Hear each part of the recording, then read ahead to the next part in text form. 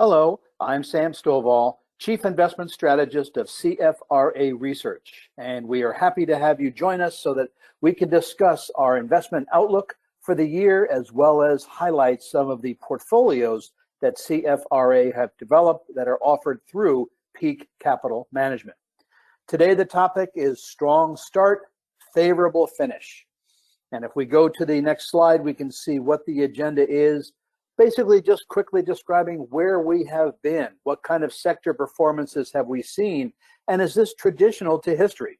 We'll talk about market indicators. What are some of the indicators in terms of the interest rates, in terms of distance from 250-day moving averages, whether that's good or bad, and then focus on the fundamentals, economic growth, earnings increases, interest rates, and the prospect for rising inflation. But probably most important is what are the portfolios that we have developed that we make now available to investors, looking at industry as well as defensive portfolios that I will be discussing, the industry momentum and nervous Nellie, and then I will pass it on to David Holt, who will be discussing the intrinsic value and high quality capital appreciation portfolio. And then Quinn van de Koppel from Peak will talk about how investors can actually take advantage of these portfolios. So let's take a look at the next slide. In order to understand where we might be going, we have to look at where we have been. This slide shows the size, style, sector, and sub-industry performances since the conclusion of the last decline of 5% or more in the latter part of September of last year.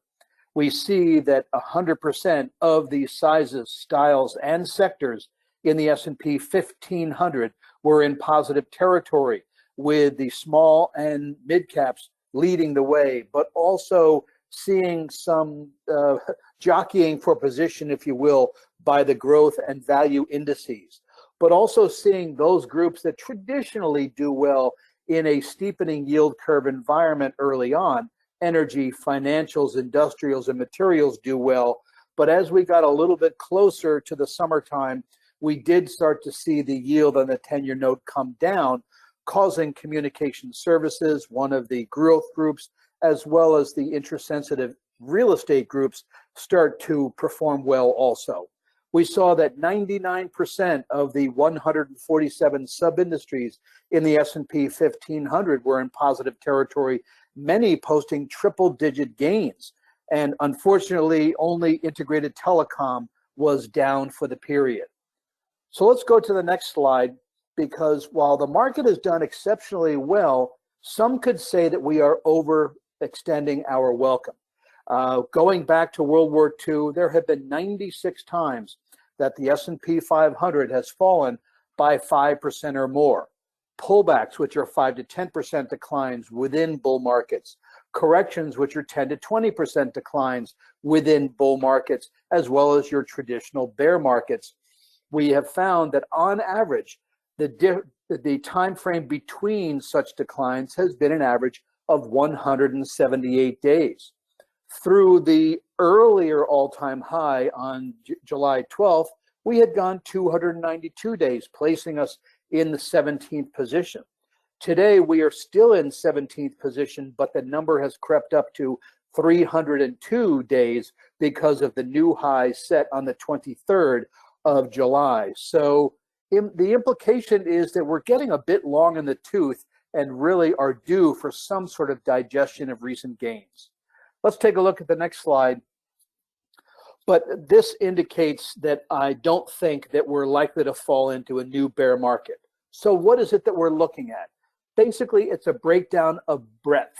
What percent of the 147 sub-industries in the S&P 1500 are trading above their 50-day and their 200-day moving average? The top left line chart is a weekly plot of those sub-industries that are above their 50-day or 10-week moving average. And it recently fell to 35%, which is essentially one standard deviation below the mean, implying that we were a bit oversold. And as we saw last Monday, a very sharp decline was then followed by 4 days worth of sharp advances, and then we saw a new all-time high by the end of the week. What is encouraging, however, is that during this time, what we have found is that nearly 90% of those sub-industries are still above their 40-week or 200-day moving average. That's two standard deviations above the mean, which is actually a very positive indication that if breadth remains fairly strong, we have good participation. A carriage can go faster and farther being pulled by 20 horses than being pulled by only 2, and that's why breadth can be so important to the sustainability of a market advance. Let's go to the next slide, because here are the underlying fundamentals as to what's causing investors to continue to feel fairly optimistic. Earnings are expected to rise about 35% in 2021. We're in the second quarter reporting period, and instead of the 60% year-on-year growth in Q2 that was initially expected, we're now looking at 72%. And as the Q2 reporting period progresses, that number will likely move higher. For 2022, the estimate is also for a low double-digit advance. So earnings growth is expected to be fairly strong. In terms of revenues, 13% growth in 2021, followed by 6.5% growth in 2022. Again, good underlying fundamentals. And that's because it's being driven by the expected 6.2% rise in real GDP this year and the 4.5% advance expected for next year. And while we do see core PCE, which is the Fed's favorite measure of inflation, the personal consumption expenditure measure, we do see it spiking above 3% during the quarters of this year, but averaging 3% for the full year, and then coming down to 2.6% for all of 2022. Maybe the Fed will end up being correct with its transitory forecast for inflation. As a result, we continue to think that the Fed will maintain its 0 to 25 basis point monetary policy range. We also think that the 10-year yield will average around 155 this year and then gravitate toward 190 in 2022. Again, certainly not an onerous level, especially when you compare with history. Exchange rate, because of the Delta virus variant, we're finding that there could be less growth overseas, and so investors are sticking close to home. We think that the value of the dollar probably won't fluctuate too much, but eventually we will be seeing an improvement in global GDP, which we think will continue to put upward pressure on oil prices. Let's go to the next slide and we can see just how strong earnings expectations were at the beginning of this second quarter reporting period. Expectations were for growth of about 67% back on the 19th. Today, that number is closer to 72%. All sectors are expected to post improvements except for utilities and even energy, which is going from a negative number in 2020 to a positive number in 2021. For the full year, growth close to 35% this year, about 11% in 2022. So another reason why investors are feeling fairly optimistic about the future, with belief that whatever the trend is will likely to continue to move higher for the earnings picture rather than topping and turning around. Let's take a look at the next slide, and we can see that probably one of the biggest concerns that investors have is as it relates to inflation. So going back in time, what we realize is since the Bureau of Economic Analysis has been coming out with data, as well as the Bureau of Labor Statistics with its inflationary indicators, what we find is that those decades in which we see inflation coming down has usually been the best for the stock market. Take a look at the box in the top right. Looking at each of the decades, we see what the start was for the 10-year yield. Then we look at what the ending value was, and in blue show the average for the entire decade. So not surprisingly, in the 1950s, we had a very strong advanced 13.5% compound annual growth rate because we started at 8.4%, 8.0% high inflation following World War II that then came down to only 1.4% by the end of the decade, end of the happy days Eisenhower era. Yet if we look to the 1970s, that decade started at 5.3%, soared to 12.4%, causing Fed Chair Paul Volcker to strangle inflation by raising interest rates to near 20%. Not surprisingly, compound annual growth rate was less than 2% for that entire decade. So when we look to what the average has been, 3.5% going back to the late 1940s, we realize that we're actually in a pretty good position when we think about the longer term trend, meaning over the last 10 years for inflation. Also, we find that the stock market tends to hold up fairly well, even in a rising inflationary environment, until we get up to about the 4% level and beyond, because that seems to be the line in the sand, especially if investors believe that that inflationary measure will continue to work its way higher. Then investors start to think maybe it's time to take some profits. But if we look to the next slide, we can see that still in periods of rising inflation, things have still worked out relatively well for the market. What I did here was I went back to 1969 and looked at every month in which the year-on-year percent change in headline CPI rose as compared with the prior month, and then looked at the total return for each of the sectors and benchmarks that are shown here. So you can see that, not surprisingly, energy, materials, and real estate, which are typically called inflation hedges, did very well.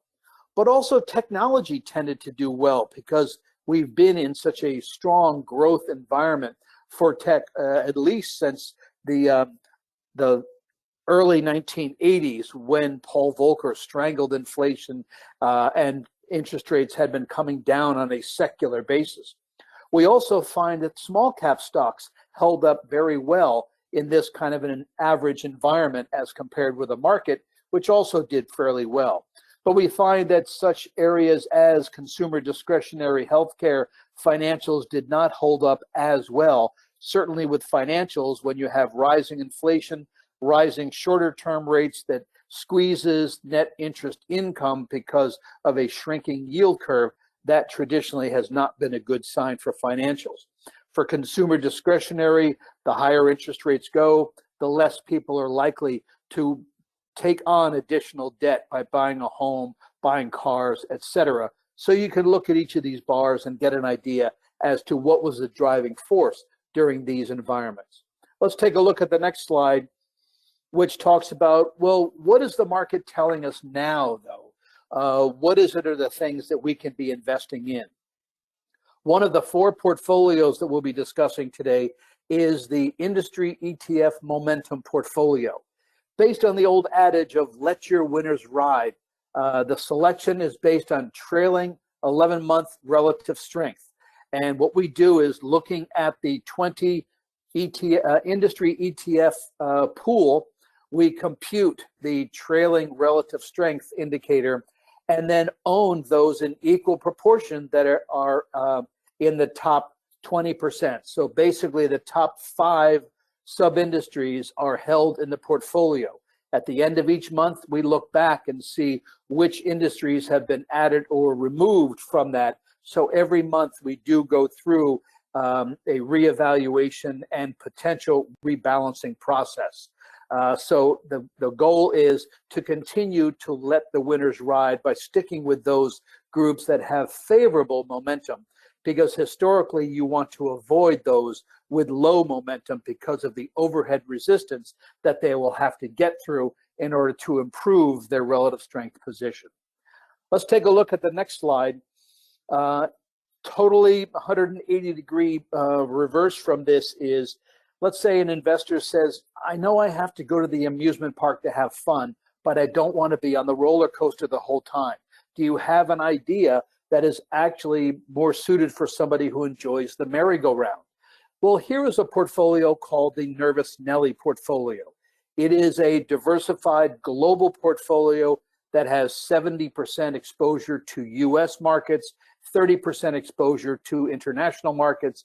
As you can see, 40% on the right-hand side of this slide is associated with the S&P 500, 20% to the mid-cap 400, 10% to small-cap 600, 20% to developed international, and 10% to emerging markets.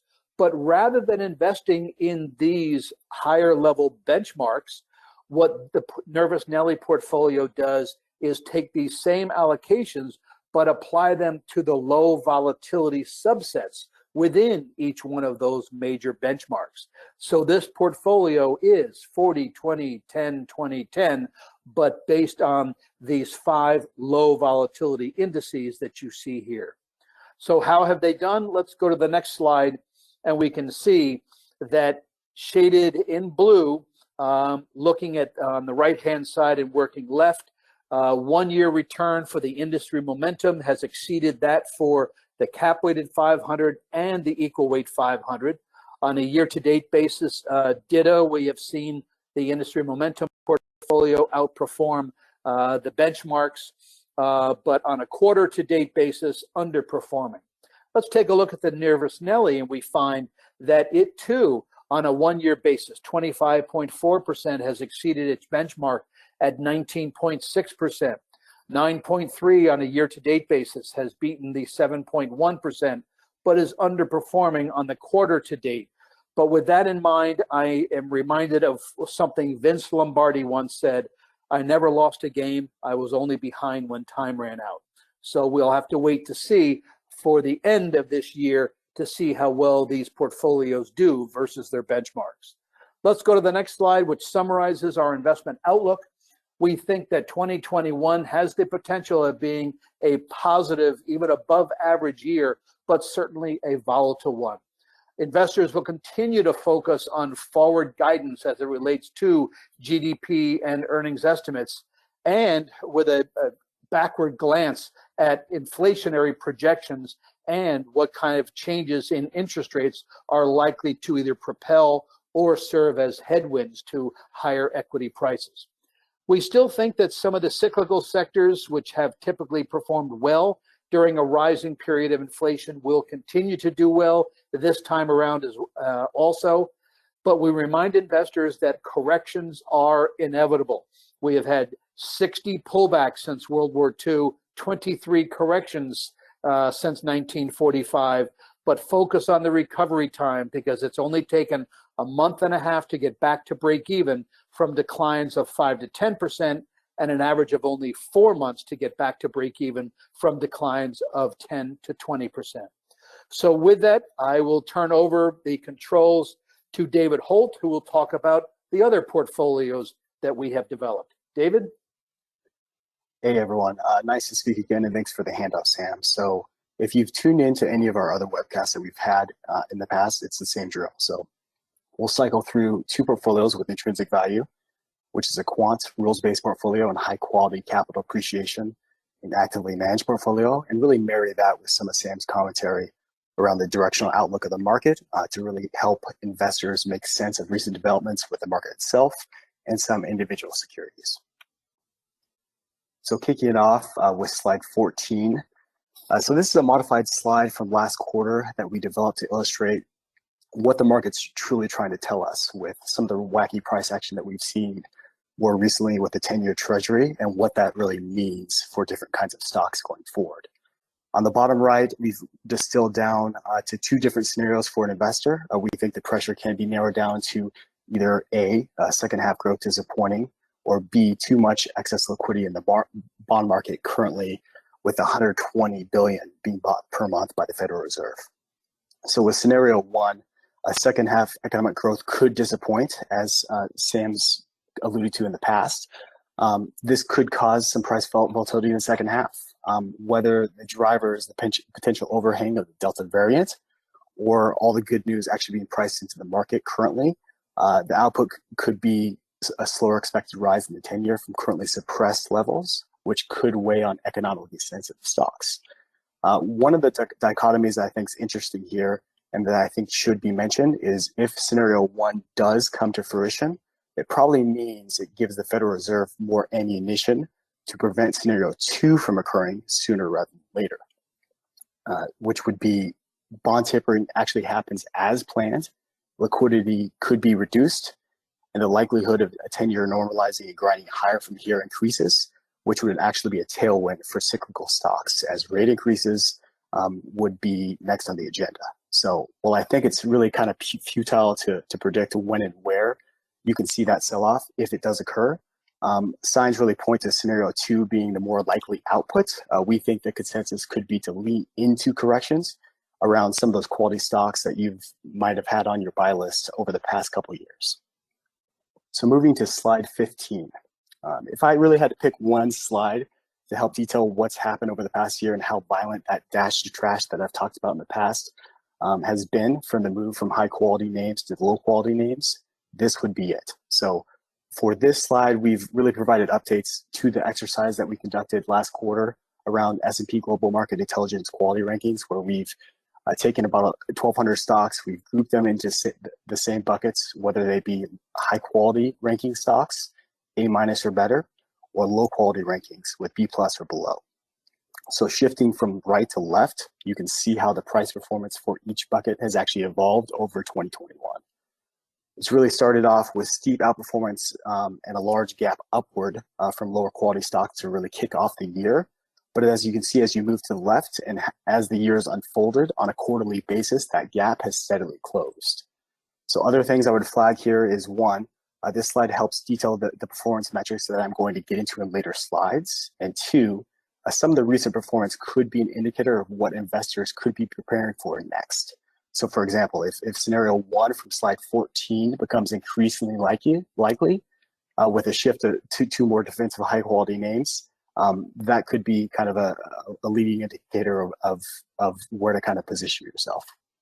Now on to slide 16 here. We like this slide because it helps illustrate which portfolio could be a correct fit for an investor in terms of overall risk tolerance.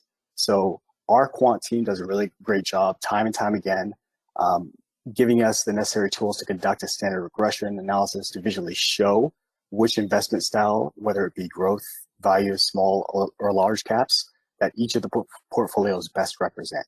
So as you can see, intrinsic value has a tilt towards large cap growth, while high quality capital appreciation has a more balanced approach between value and growth, but both are actually postured defensively. So this also explains some of the underperformance that you've seen from a 1-year purview, which we'll actually get into in the latter portion of the slides. Okay, so pivoting to slide 17, I thought a new slide could be warranted here to take it a step further and detail exactly how each portfolio is positioned currently. So surprisingly, both have a sizable tilt towards secular companies, whether it be tech or discretionary. But I would also note both are pervasive across defensive, secular, and cyclical verticals, as you can see from the sector weights for each individual makeup. So broadly speaking, given price performance that we've already seen from beta-heavy areas, we think it could be increasingly difficult to really make short-term market calls and consistently win. So as a result, we think an evenly distributed outlook could be a good decision here if the market becomes more, I would say, fundamentally driven or earnings driven, or with a focus on being in the right kinds of stocks and the right kinds of markets. So I'm now on to slide 18. I think this slide helps underscore the key factors of really how we screen for companies for intrinsic value. So from a fundamental perspective, we think the key gating factor that makes this portfolio attractive is a screening criteria that's been purpose-built to find efficient companies that are deploying capital and generating adequate return on invested capital, or ROIC, which is indirectly gauged when you look at some of the levels of screens with net profit margin and retained earnings. So again, this portfolio is rebalanced from a semi-annual basis in March and September. So with the next rebalancing around the corner, we think fundamental factors again will become more increasingly important. We don't expect such a large increase that we've had in holdings that we saw in March, given earnings are expected to be so strong going forward. So that's with 84% of S&P 500 names have topped expectations over the past 4 quarters, which is roughly 10 points higher than historical levels. Transitioning now to the next slide with high quality capital appreciation, and really continuing with that theme. If the market becomes more fundamentally driven, we think higher quality stocks stand a better chance to outperform here. So again, as a refresher, we look at names here tilted towards capital preservation that can really compound earnings at above average rates on a longer term basis. So we also use quality rankings that help capture that kind of name, which can be seen at the top left of the funnel, that really gauge the resiliency of earnings or dividends from a 10-year look-back perspective, as well as stars rankings. So from there, as I always say, that's where the real fun starts. We deploy our fundamental and forensic analysis.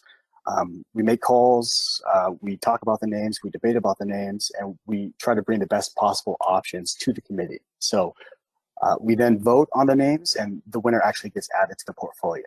So again, full disclaimer, that quality ranking does embed a natural defensive posture into the portfolio, and that's geared towards capital preservation again, which I've discussed previously, has worked against us recently and led to some underperformance.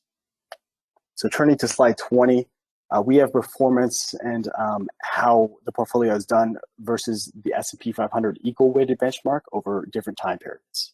So interestingly, both intrinsic value and high quality have followed similar trends more recently, with standout performance from a longer term perspective, a 3, 5, or 10-year look back, as highlighted in the red boxes, but again, underperformance from a year-to-date perspective.